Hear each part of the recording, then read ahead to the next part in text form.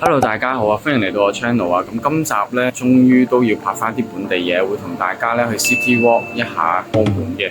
咁啊，亦都大家可以當作參考啊！如果嚟到澳門嘅時候咧，會唔會揀一條咁嘅路線去行下玩啊？澳門我覺得係幾適合呢一種漫遊嘅旅行方式嘅，即係大家都我諗都唔想再去一啲人多嘅地方啦。咁我都會介紹一啲盡量比較少人啲嘅地方，咁大家可以舒服咁樣遊一遊呢個澳門。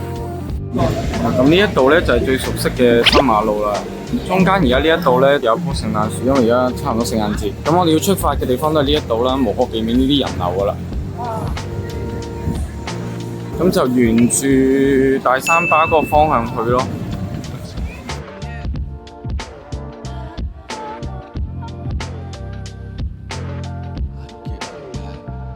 喺呢條路嘅左手邊咧，就會見到一間教堂啊！呢間教堂個名咧就叫玫瑰聖母堂啦。距離而家咧都有成400幾年嘅歷史噶啦。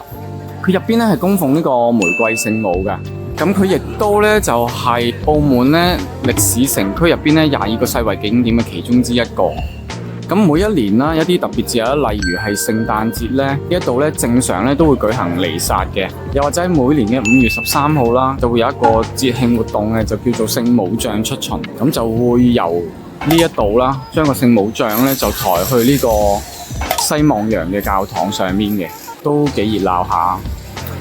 咁我哋咧呢一度咧就係唔可以食嘢啦，當然，咁但係可以影相，可以帶大家入去睇一睇。咁呢一度咧嘅入口咧喺左手邊嘅，咁然之後出嚟喺右手邊，保持安靜啦呢度。咁其實呢一度嘅教堂咧，同歐洲嗰啲教堂咧都係一模一樣，甚至乎咧我講佢係會靚過某啲歐洲嘅教堂添嘅。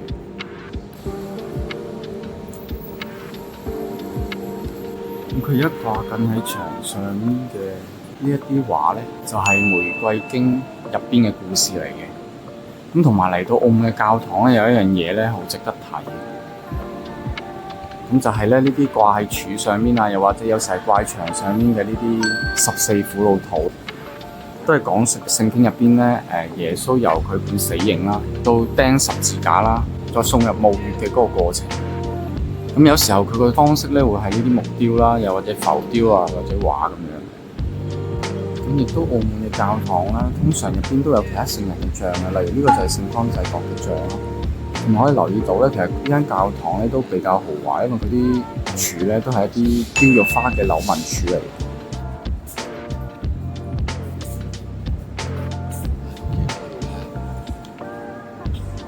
佢呢個咧就叫聖龕，一般咧都會有啲聖體或者聖物咧就會放喺嗰度。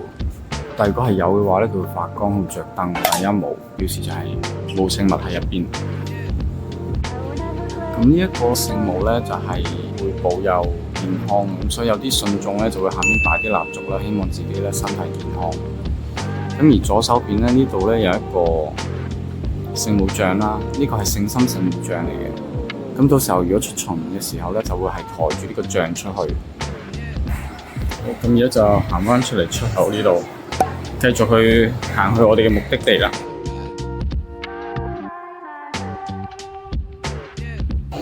我有兩側嘅鋪啦，就係呢啲比較商業嘅鋪啦，賣化妝品啊、買錶、買藥啊、藥房啊咁樣咯。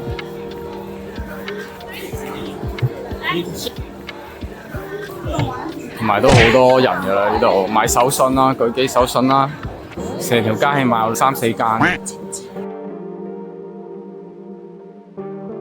咁其實呢一條路咧就係通向大三巴噶啦，再一直向上行就係大三巴嚟嘅。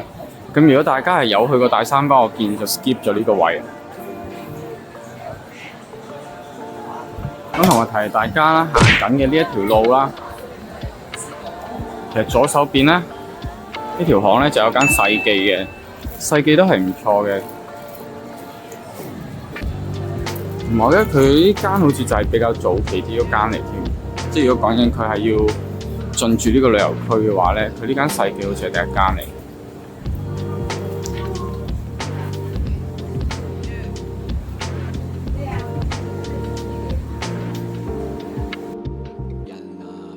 其實我哋一陣間咧轉頭就要上去呢一條路上面嘅嗰個目的地，但但係都帶大家行一行少少嗰個關前街嗰個位啦。如果大家嚟到都可以落一落去嗰個位行下嘅，因為佢都係近期興起嘅一條文創街咁樣咯。就係呢個女媧廟隔離呢條巷行落去嘅。這個就好弄一點。就係啱啱女媧廟呢條巷行落去啦。咁其實就係呢一條街咯，其實有個名叫關前會。佢裏面咧都係有好多咖啡，同埋呢一度咧朝頭早會有糖水鋪啦。呢度咧就近年新興嘅一個打卡點嚟。佢裏面除咗咖啡之外啦，仲有呢啲古玩店啊。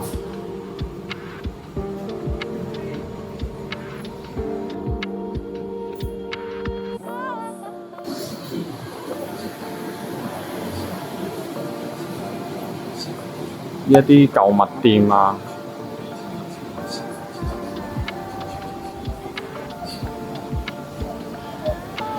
同埋有一啲傳統嘅店鋪啊，例如係呢一個神香，呢度都係以前製香嘅地方嚟。呢度仲有一個可口可樂嘅博物館咯，可以入去打下卡。即係呢條街嘅嘢就比較文青少少啦，就比較得意嘅都。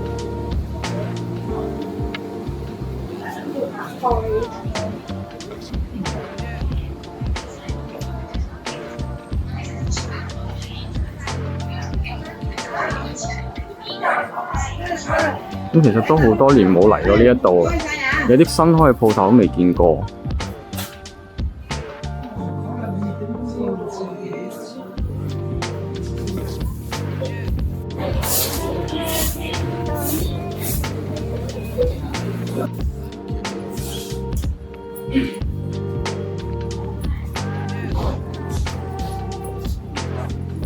咁其實再繼續向前行咧，都有幾間嗰啲特色嘅鋪頭嘅，譬如鐵蛋號啊，即係啲人成日去買紮研記咧，其實都可以有另外一個選擇嘅，因為而家嗰個紮研記真係等好耐。咁啊，的確佢味道係唔錯嘅，咁但係如果想有一啲代替品嘅，其實嗰個鐵餅號都係唔錯。咁而家都係行翻我想介紹俾大家嘅嗰間店。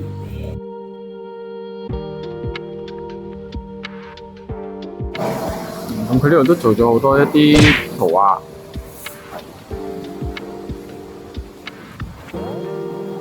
呢度其實大三巴嗰個位置嚟，佢為咗吸引啲人落去啦，就整咗好多呢啲打卡位。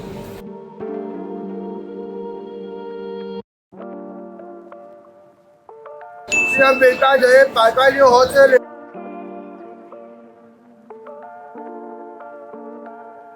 好唔好啊？大家如果唔想經歷啱啱嗰堆人潮咧，就記得喺啱啱細記呢一度啦，食對嘅呢一條巷，呢條斜路行上去得㗎啦。你睇下，頓時之間就少人好多啦。佢呢度咧兩邊都有啲鋪頭嘅。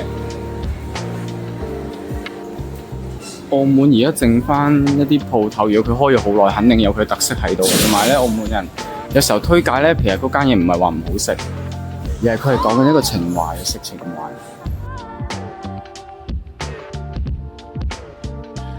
咁上面幾乎都係住宅嚟啦，咁同埋而家近期咧都有開咗一啲酒店喺呢啲位嘅。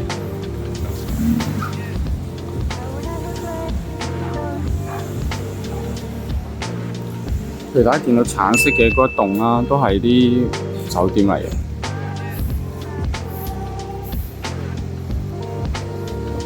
然之後就係藍色嘅呢一棟，都係酒店嚟嘅。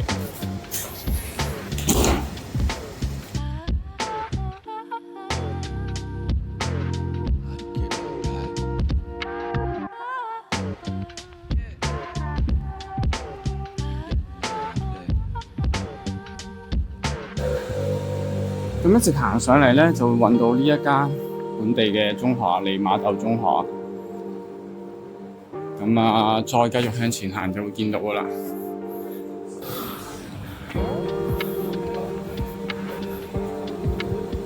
見到啦，我哋就係呢間金城，呢間係第二間分店嚟嘅。第一間咧係好舊、好傳統，喺民生區入邊嘅，大家基本上唔會去嘅。佢都同金利係好似嗰啲嘢。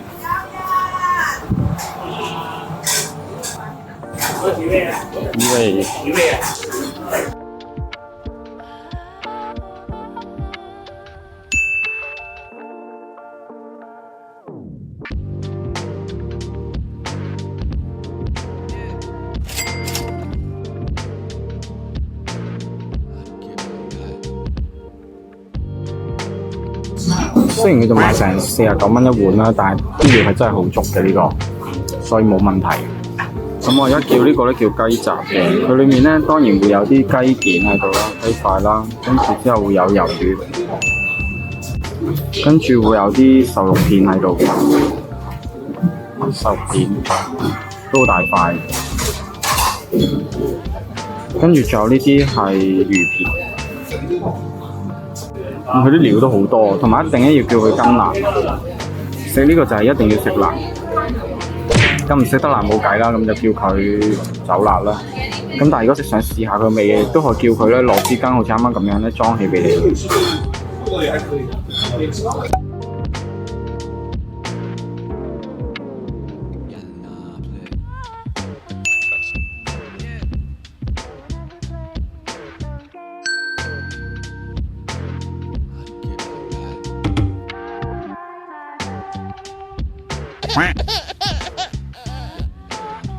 好，咁我哋而家就食完間金城啊，咁啊味道係唔錯，同埋好大份。甚至乎咧，我覺得係如果譬如兩個女仔咧，食量唔係好大嘅話，1分鐘一碗都夠2人食。再繼續去試下其他嘢，留翻個肚。然後俾到個資訊大家咧，喺呢個金城店嘅左手邊咧，有條路仔嘅。呢度上去咧，其實可以上到大炮台嗰度嘅。咁如果大家有興趣上埋大炮台睇下澳門嘅一個比較高啲嘅景象咧，就可以上去大炮台嗰邊。咁我哋今次食完金城之後咧，我哋向下行，就向住呢個哪吒廟嘅嗰個方向行。其實直落去都冇問題嘅，又係會去返比較商業啲嘅地方。譬如如果想食扎鹽記嘅朋友，就係一條路落去返嗰個叫做天神巷嘅地方，咁就會揾到一間扎鹽記啊。咁去到哪吒廟咧，就可以向左邊行入去咯。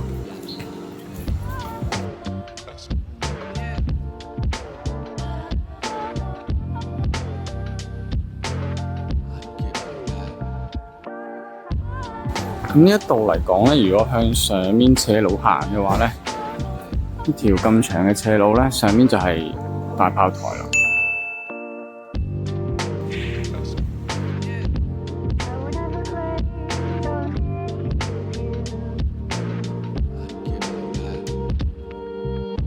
咁澳門啲路咧就係咁得意噶啦，可以同一個康拿位咧咁有2條街啦。向住呢邊咧就係大炮台斜巷，因為佢係上去大炮台嘅啱啱。然之後喺呢一邊咧就叫做醫院後街嘅。咁其實而家呢一棟建築物咧，佢就係葡國領事館嚟嘅。咁佢嘅前身咧就係一個醫院嚟嘅，白馬巷醫院咯。嗰陣時我都未出世，佢澳門或者成個亞洲嚟講，佢好似係第一間嘅醫院嚟嘅，西醫醫院。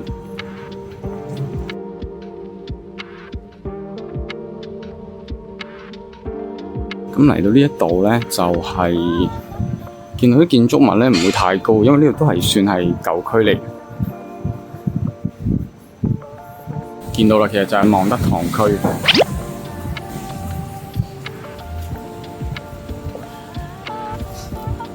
然之後咧，呢度都係有一個店咧，係值得參觀一下嘅，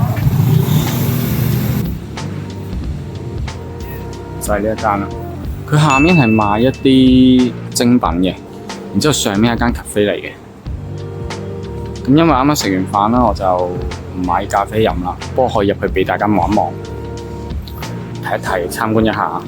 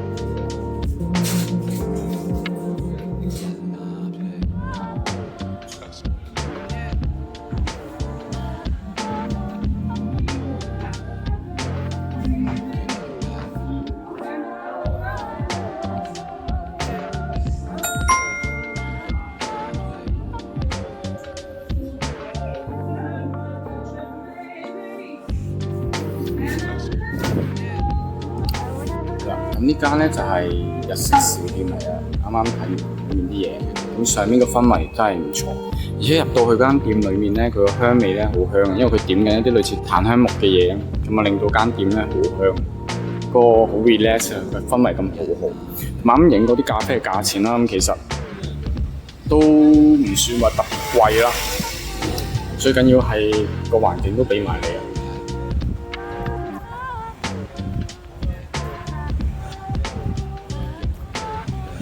咁就嚟到呢一區咧，其實就係望德堂區啦。佢有好多條巷嘅，就唔使話條條巷都去睇啊。就行喺佢前面嗰啲路咧，特別零零舍舍唔同嗰度啦嘅兩旁嗰啲店就 OK 啦。咁當然大家如果有時間嘅都可以再入埋下一條街呢啲地方去望一望。因為其實呢一度咧，佢都係賣一啲咧，好似啱啱嗰間鋪頭嘅一啲精品。咁臨近呢個聖誕啦，嗱，好似呢啲都係買啲蠟燭啊，買啲精品咁樣。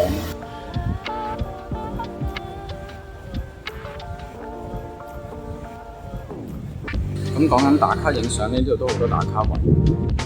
其實呢一度咧係俾人翻新過啦，但係都會見到上面有啲退換牌啊。你可以當佢一個特色嚟，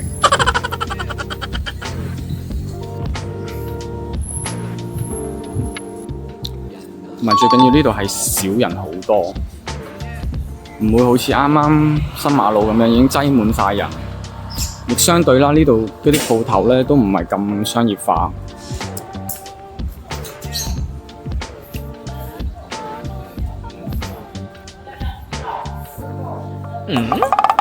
咁但係咧，少不免咧，呢度都係會有旅行團㗎啦。因為再行上去咧，基本上啲旅行團咧停車嘅位嚟添，塔石都係。一陣間佢前面有個廣場叫塔石廣場，又係嗰啲旅遊巴停車嘅位置嚟。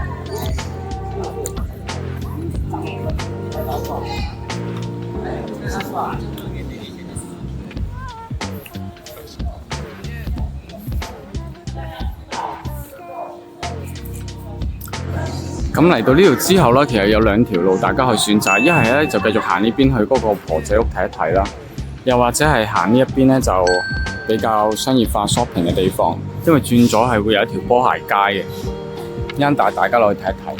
而家呢一座嘅教堂咧就叫望德聖母堂，咁佢係澳門嘅文化遺產嚟嘅，但係咧佢就唔係澳門歷史城區入邊咧22個世遺景點之一嚟嘅，因為當時候咧其實佢就冇喺個名錄入邊啦。佢係呢一個嘅城區外面嘅建築嚟嘅，但係咧佢個地位又非常之重啦。佢係澳門咧3大古教堂之一嚟嘅，咁佢亦都已經係有400幾年嘅歷史嘅。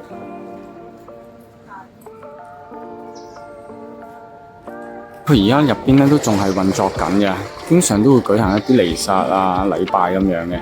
咁而佢左手邊咧係一間中學啦，右邊咧就係一間老人院嚟嘅。咁呢一度附近嘅環境咧，其實個建築物嘅色彩咧都好適合咧影相打卡。咁啊，政府亦都係重新翻修過呢一啲嘅建築物外牆。咁而家個天氣就麻麻啦，當如果陽光充足嘅時候咧，其實個顏色會更加鮮豔咧，影相就真係好靚。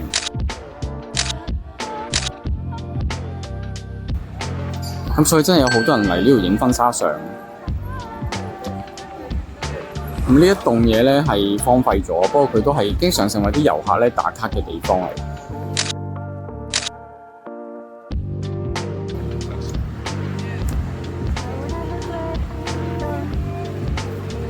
咁啱啱講過啦，呢一度咧其實下面咧有一啲石仔路啦，葡國石仔路咧，其實大家就可以沿住呢啲石仔路遊嘅，因為再入邊啲咧就係啲民生區啦，又係就冇乜特別噶啦。頭先講完，而家的士落嚟嘅有一對着住婚紗嘅人。咁啊，講少少歷史啦。咁呢一度咧，其實叫做豐塘斜巷，豐塘新街後面就係。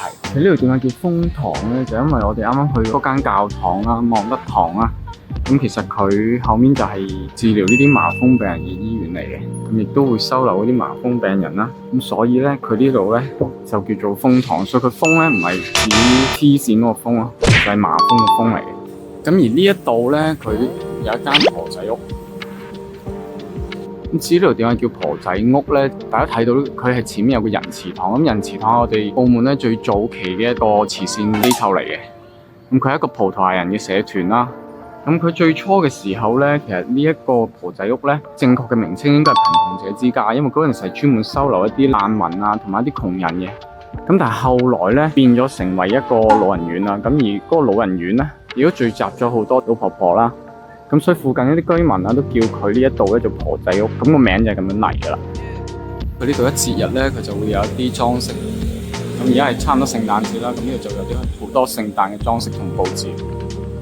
咁呢度就係一間 cafe 嚟嘅，後面就係嗰間我所講間餐廳，葡國餐廳，都係值得一試嘅。揾日可能會另外拍條片介紹入邊呢間餐廳。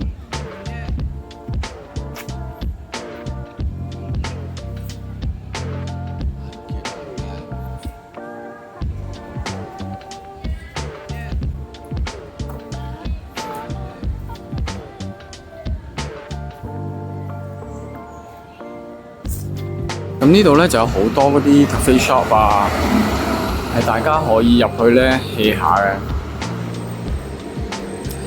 好似呢度我都記得有一間咧係唔錯，咁啊另一個咧就比較大品牌少少噶啦，就本地卡夫卡呢間黑掹掹睇唔到入邊嘅。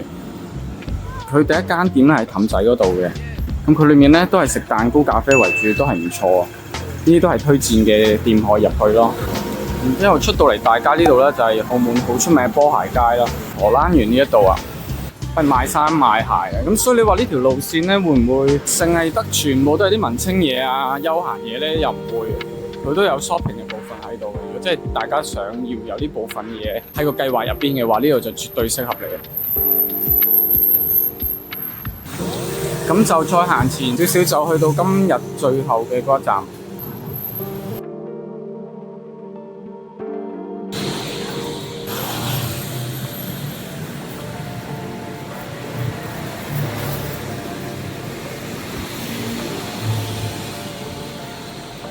呢度都應該有啲特價貨品啦，一係就係斷碼啦，又或者有少少瑕疵，但係佢都係正版嚟嘅。咁佢個價錢就會相對平好多啦。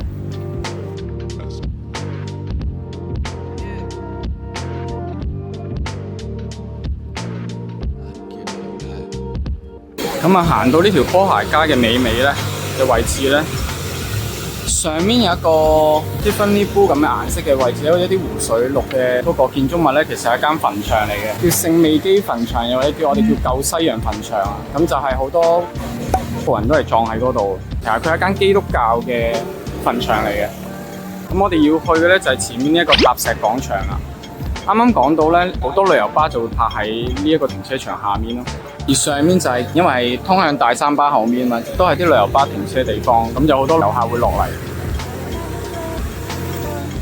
咁呢個塔石廣場咧，同啱啱嗰個風堂咧，都係其實有政府啲部門喺度辦公嘅。譬如啱啱嗰度咧就係社會保障，咁呢度就係文化局嘅一欄設施啦，同埋有個係衛生局，即係睇醫生，係政府嘅。咁然之後就係有一啲圖書館啦，同埋就係文藝嘅一個博物館嘅。咁而家呢個廣場咧，經常都會係有啲節日咧，都會舉行一啲活動啊。咁好似嚟緊就係聖誕節啦。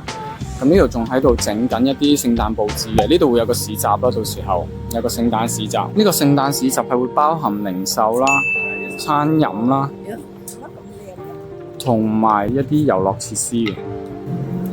咁同埋佢每年呢一度都會起個馬槽。我覺得呢個馬槽比較有 feel， 即係最傳統嘅馬槽，跟住有啲燈飾咧。我自己個人係幾中意呢啲馬槽。呢個咯，2023年嘅聖誕市集。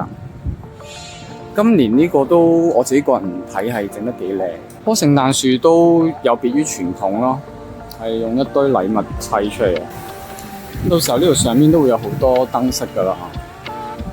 我諗而家政府佢都係希望想將成個澳門咧每個點咧都融入一下喺個光影節入邊，而且呢個都係應該都係我嚟俾人打卡影相㗎啦。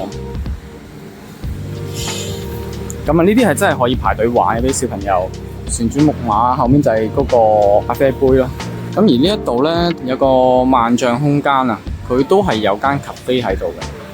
佢個環境係唔錯，因為佢夠光猛，全部都係玻璃，你見到外牆。當好天嘅時候咧，有陽光射入去就幾有 feel 嘅，即係大家可以多啲選擇咯，俾大家知道。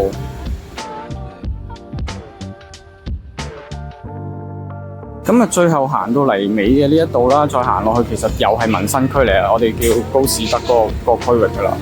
咁啊，嗰度亦都有個本地人嘅公園嘅盧九花園。係澳門以前第一代真正嘅第一代賭王盧九嘅住所嚟嘅。咁但係今日就唔會去到嗰度噶啦。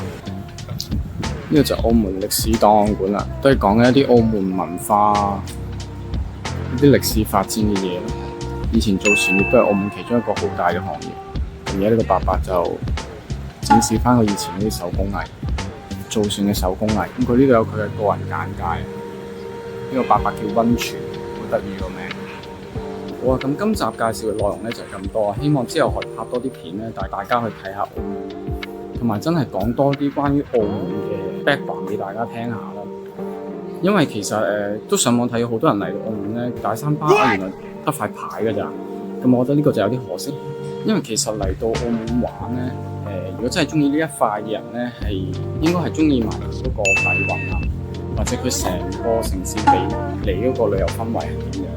我覺得呢樣嘢係好重要嘅。好過就係話去一啲地方淨係打卡影個相就算啦。因為其實如果係真係呢樣嘢嘅話咧，基本上有好多地方係可以隨睇到澳門。但係澳門就係一個慢慢經歷過歲月洗禮而形成嘅一個城市啊。咁所以都希望可以講多啲背後嘅故事俾大家聽。咁就變咗咧，除咗係影相打卡之餘啦，嗰個代入感、嗰個氛圍感可以俾到大家啦。咁今集嘅內容就係咁多先啦。如果中意呢條片嘅，記得 like 啦、share 同埋喺下面 comment 啦，同埋記得一定要訂閱我 channel 啊。咁我哋下條片再見啦，拜拜。我諗到而家都好難有人記住呢個名，肥里拉亞美達大馬路，呢啲都係葡萄牙以前一啲街名啦。咁為咗方便記，後面先至加咗一啲比較中式啲嘅名嘅啫。如果唔係，真係大鑊。